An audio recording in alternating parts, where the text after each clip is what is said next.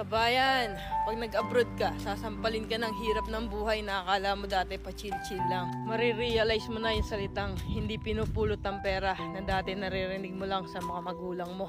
Marirealize mo na wala kang dapat pagkatiwalaan dito, kundi sarili mo. Marirealize mo na ang 5 oras na tulog ay sapat na para may paglaban ng isang araw na pagtatrabaho. At matututo kang pahalaga ng bawat sentimong sinasahod mo.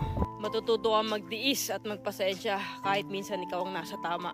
Matututo kang maging independent o mag-isa dahil wala ka namang aasahan dito kundi sarili mo lang. Matututo ka rin ditong lumaban kahit ayaw mo na at hindi mo na kaya pero wala ka pa rin choice. Wala kang choice kundi kayanin na lang.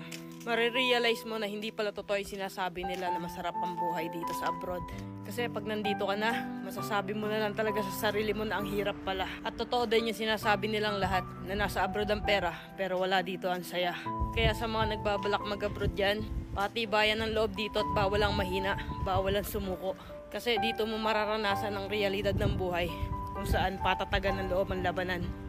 Kabayan, pag nag-abroad ka, sasampalin ka ng hirap ng buhay na akala mo dati pa chill-chill lang. Marirealize mo na yung salitang hindi pinupulot ang pera na dati naririnig mo lang sa mga magulang mo.